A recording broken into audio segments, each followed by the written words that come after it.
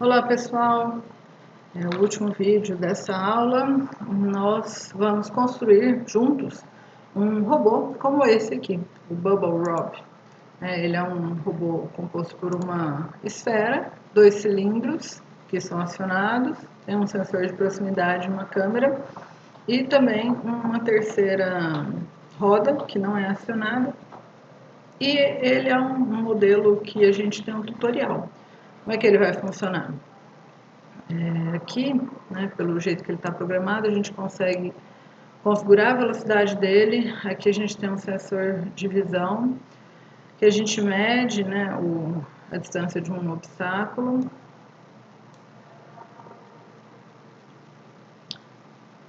Aqui ele faz uma ação de desvio do obstáculo, vai vendo os próximos obstáculos. Isso tudo está programado aqui no script do próprio robô. Tá? Ele é um script da cena, né? Esse daqui, na verdade, esse era o script da cena, o script do robô é esse daqui. Tem bastante coisa aqui, né? Ao longo do nosso curso a gente vai entender como isso foi feito. Mas hoje a gente vai concentrar em construir esse robô, para que vocês se ambientem com o software, tá bom? Então, vou fechar aqui, né?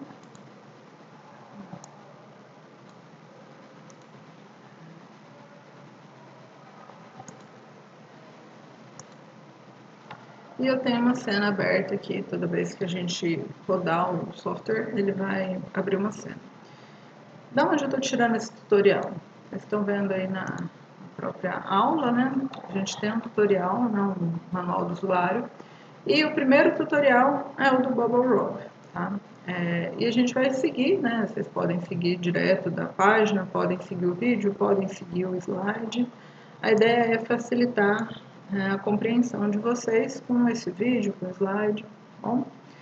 A primeira coisa que a gente precisa fazer é adicionar uma esfera e ele pede que o diâmetro dessa esfera seja de 0,2 metros, né, em centímetros. Aqui a gente consegue configurar algumas propriedades, né, da esfera. Na hora que a gente clica nela, o modelo está selecionado, a gente vem aqui na lupa e consegue ajustar a cor. Por exemplo, eu vou deixar ela um pouco transparente, facilitar a nossa visão. E vou ver as propriedades dinâmicas dela. Ela é dinâmica e ela responde à simulação. Aqui eu também vou colocar que a gente pode colidir, medir e detectar. Tá? Normalmente nossos objetos visíveis vão estar com isso daqui e a gente não vai selecionar o render porque vai pesar para a nossa máquina, tá bom? Se eu movimentar, por exemplo, essa bolinha para cima, com uma translação no eixo Z, a hora que eu colocar a simulação para rodar, ela vai cair, tá? Posso voltar ela aqui para a posição original e seguir o tutorial. O tutorial pede para que a gente coloque ela a uma altura, né, de uma altura 0,02 metros, né, acima do plano, que a gente vai ter as rotas. Então, o que eu vou fazer? Em relação ao mundo, eu vou fazer uma translação no eixo Z de 0,02. E aí, eu translacionei. Ah, professora, eu não vi. A gente pode usar uma outra vista, como essa daqui. A gente dá um zoom aqui. Aqui a gente consegue ver que a esfera está para cima. Vou voltar ela para a posição original dela. E posso translacionar ela 0,02 em relação ao 0.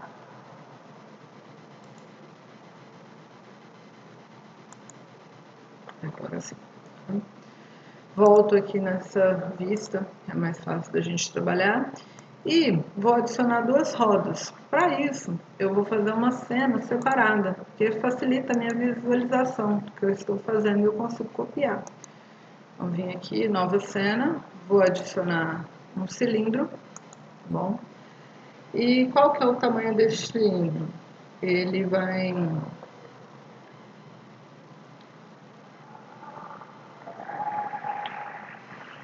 vai ter dimensão de 8 centímetros, o diâmetro, né, 8 centímetros, e a altura dele de 2 centímetros. 0,08 e 0,02.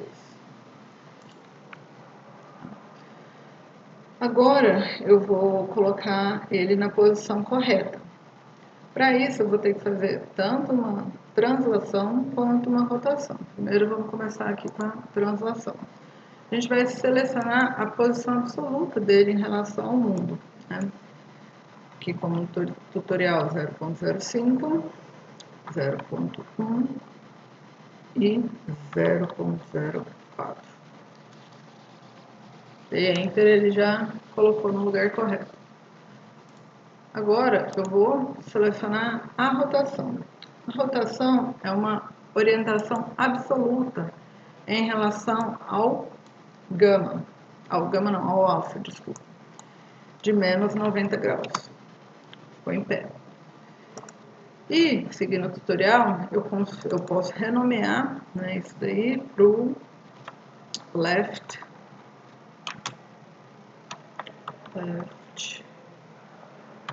wheel. Tá? E posso copiar, né, seleciono ela Ctrl+C, Ctrl+V. Agora eu tenho um left wheel 0. Ele vai sempre me dar um novo nome, tá? E eu reposiciono ela em relação ao sistema global para menos 1 em Y. Então agora eu tenho as minhas duas rodinhas. Eu vou renomear ela aqui. Lembrando que sempre que a gente renomear alguma coisa, a gente precisa teclar o Enter. Seleciono as duas, Ctrl+C, Ctrl+V. Agora minhas rodinhas já estão aqui. Bom, posso renomear aqui? Vamos seguir lá o tutorial, é Bubble Rob.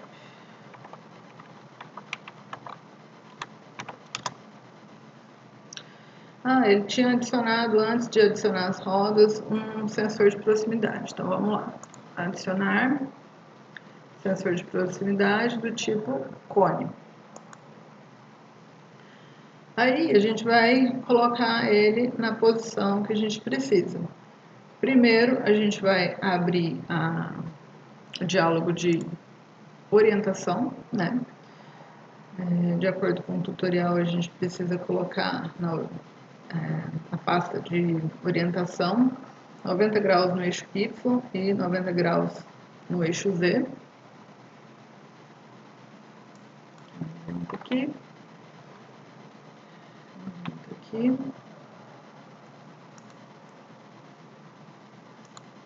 Já foi, né? E a gente vai precisar colocar ele para uma outra coordenada, tá? A coordenada que a gente vai colocar ele é 0,1 em X e 0,12 em Z.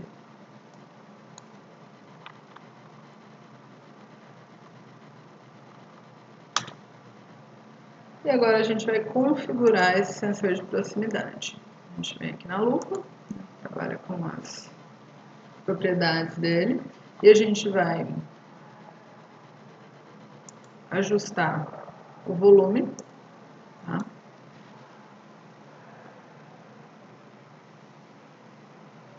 O offset, de acordo com o que ele pede aqui, é de 0,005.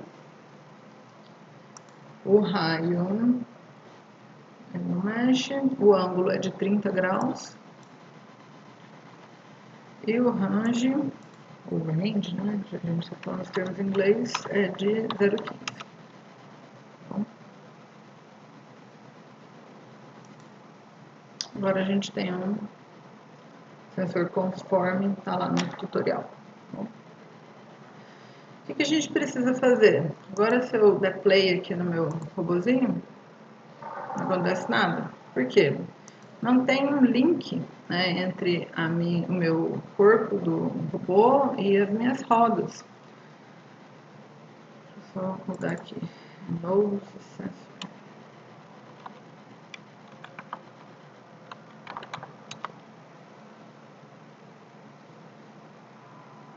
Sensing Nose.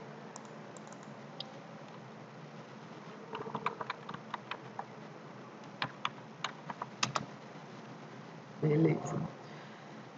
A gente vai então adicionar as juntas. Elas são os elementos que conferem graus de liberdade para o nosso robô. É o link entre dois corpos rígidos com uma quantidade pré-fixada de graus de liberdade.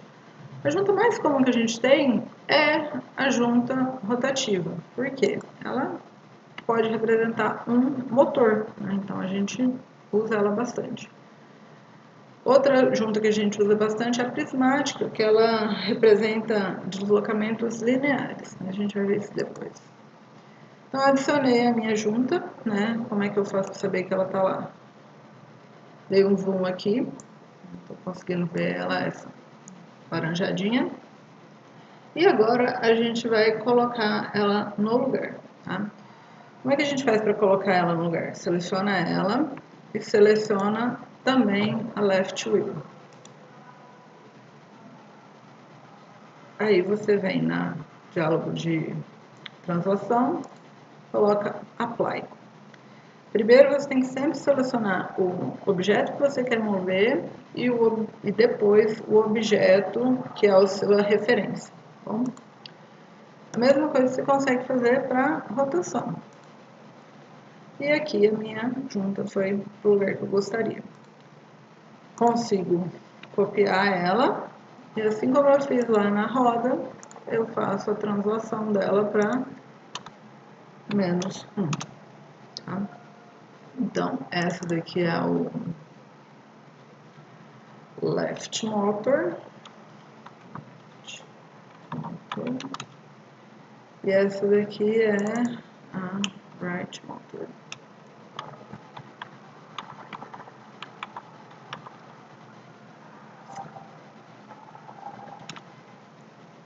Novamente, se eu dou play aqui, não acontece nada, porque não tem uma hierarquia entre os objetos.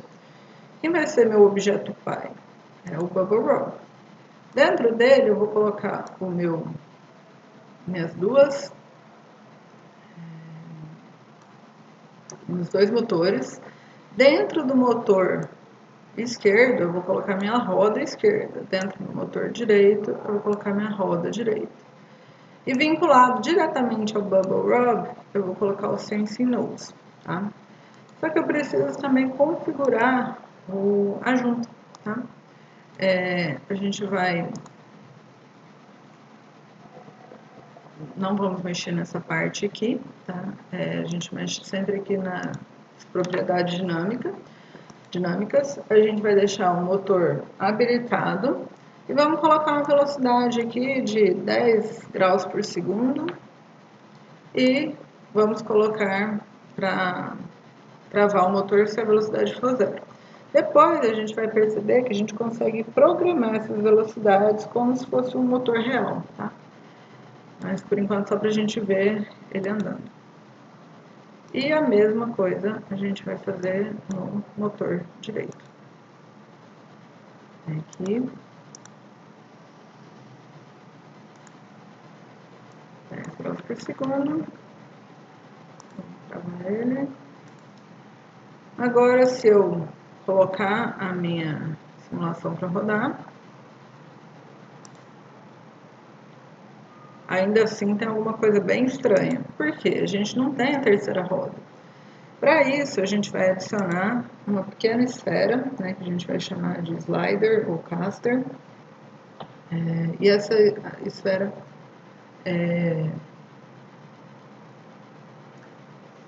essa esfera vai ser de 0,05 o diâmetro.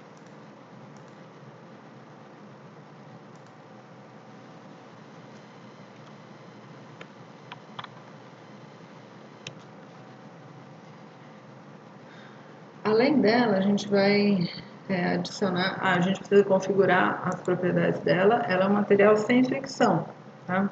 É para simular o que a gente teria caso a gente conseguisse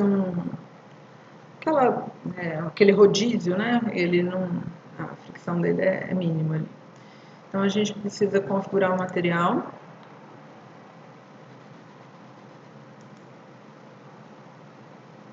Eu vou aqui nas propriedades dinâmicas e edito o material. Como a nossa engine é o bullet, por padrão, a gente zera aqui, né?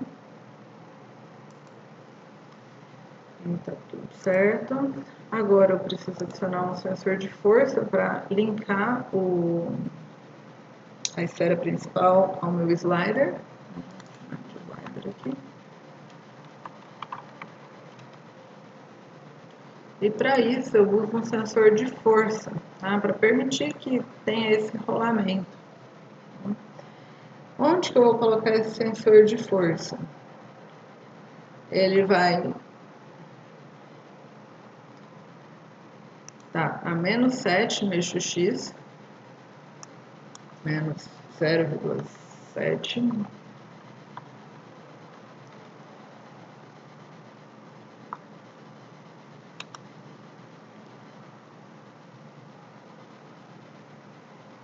E ele vai ter também uma altura de 0,05.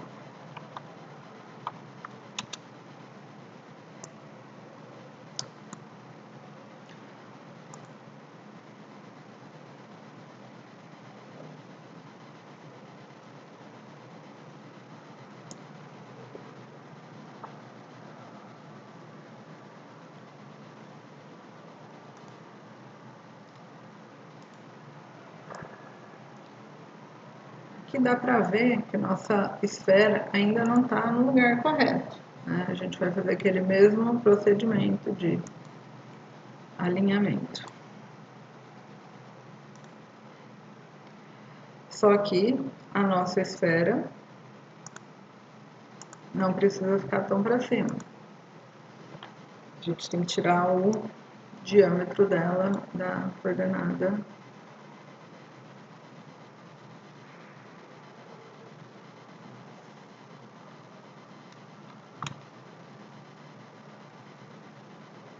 Não me engano, ela está no lugar correto. Ela realmente precisa ficar lá em cima, senão a gente tem ela dentro do solo.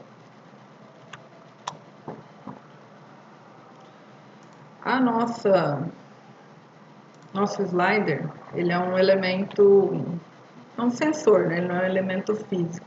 Então, só para ele ficar mais bonitinho, a gente pode colocar ele um pouquinho mais para cima. Ops, estou no slider ainda, né?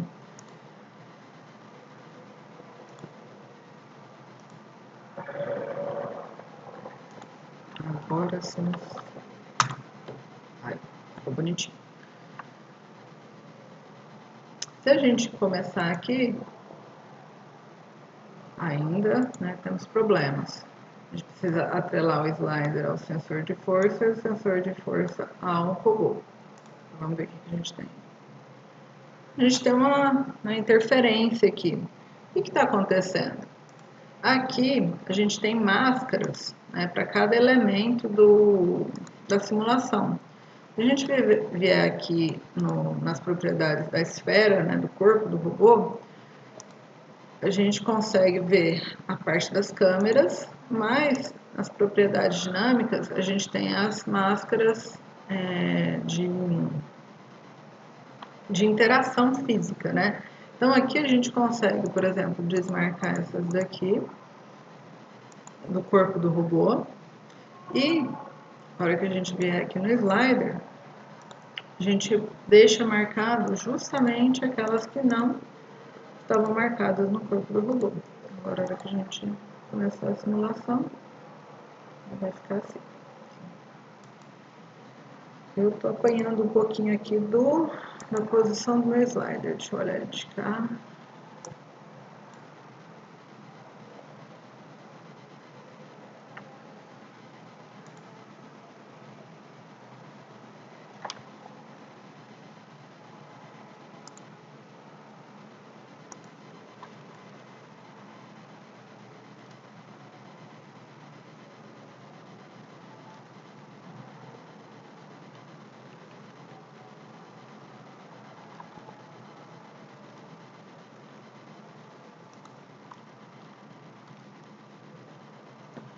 Agora ele está num lugar legal.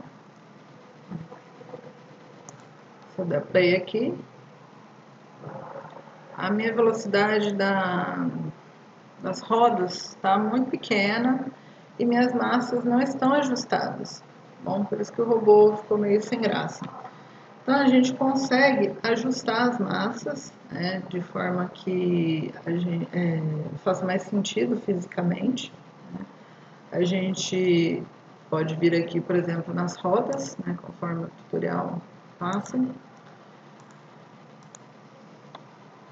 e aumentar a massa em um fator de 8 vezes, né? A gente vai clicar aqui.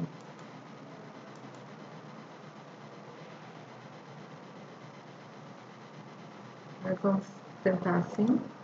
Ver o que a gente tem. E a velocidade, ele pede, em vez de a gente colocar só aqueles 10 que a gente colocou, ele pede pra gente colocar 50.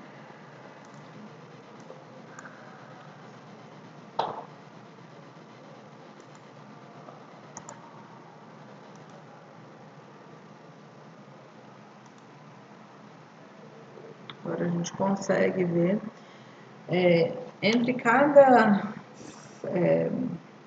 passo da cena, né, tá tendo um delay aí de entre 10 e 30 segundos, 7, 8 e 30 segundos.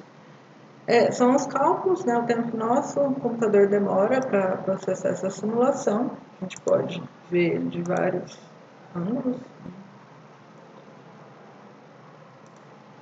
Quanto mais a gente exigir do nosso computador, mais ele vai ficar lento.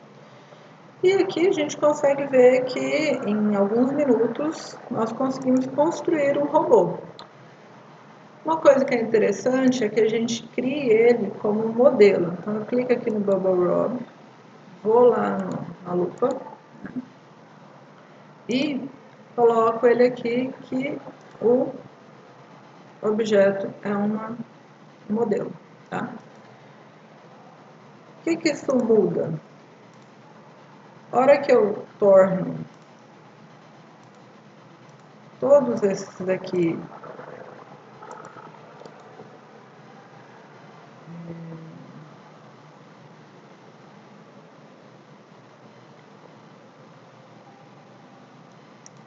filhos do modelo,